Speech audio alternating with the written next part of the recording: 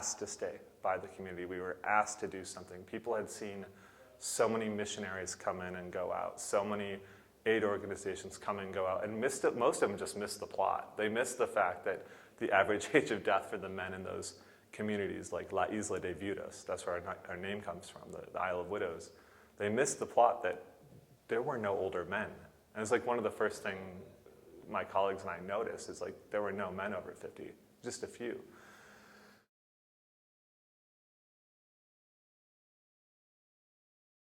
Twice as likely to get kidney disease in this region where they produce cane than anywhere else in the country. The rest of the country doesn't have an epidemic.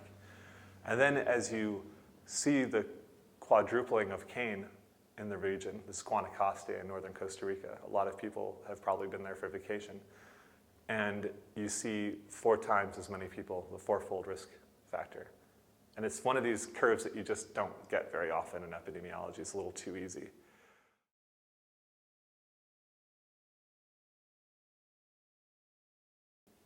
I was making the film on bananas and the problems in the supply chain, the banana industry, everything from chemical poisoning to paramilitaries receiving payment by US companies and the total lack of accountability for those actions. And while I was doing that, there were these lawsuits going on around the banana industry. And there was a huge smear campaign against the attorneys that were trying to carry out those lawsuits. And most of it was pretty successful, actually, and fairly distressing to watch.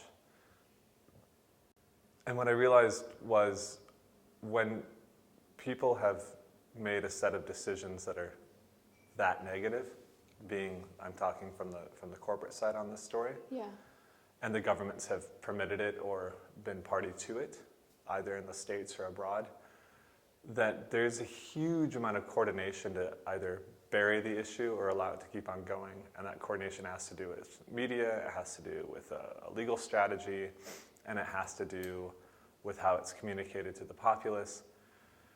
And I thought, well, if you really want to take an issue like what we stumbled on with the sugarcane workers and chronic kidney disease of non-traditional cause, you better figure out a way to tell more than just a story.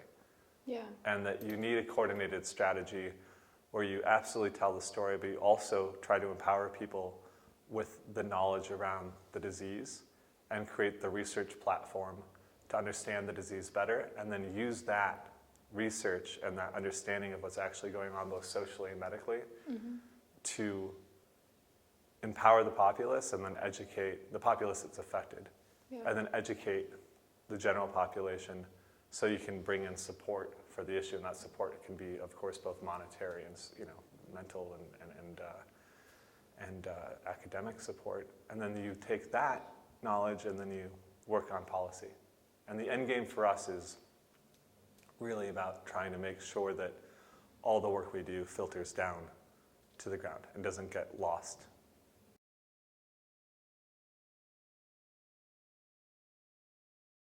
I just felt that a film was not going to cut it.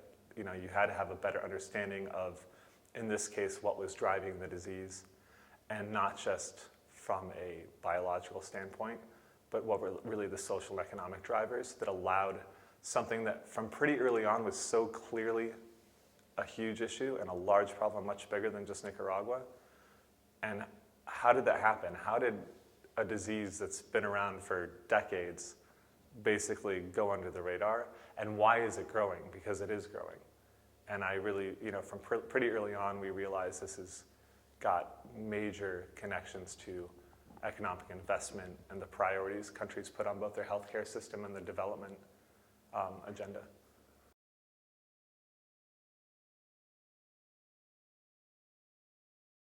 I truly feel that this is a hugely reflective issue. This is not just about kidney disease and sugarcane workers. This is about how people are allowed to be invisible and vulnerable that are essential to the economy.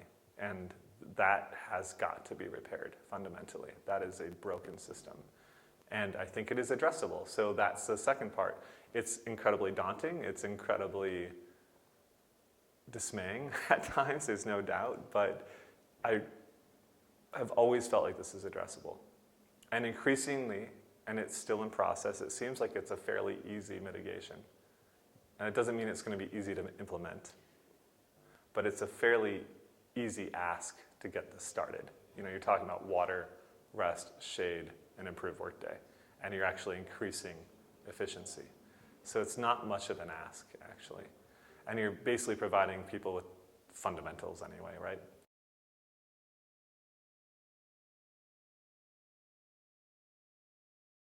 The challenge of connecting community organizations, I think one thing about being a leader is knowing your limits and and where your talent lies, and I don't think that's where mine lies. And it's to identify who those leaders are and then how to connect them. And I think that's where I can be useful in that standpoint, is help find someone who is honest, who's clear-eyed, who's open-minded enough to allow the science to tell the story, as opposed to having their mind made up about what this is or isn't already, because that will just put you back hugely on how to intervene. You can't intervene properly if you say it's toxin X, if it's actually toxin Y, for instance. So the real challenge is identifying those community groups, getting them in contact, and probably there's got to be a level of capacity development of both using technology and organizational skills that any organization benefits from.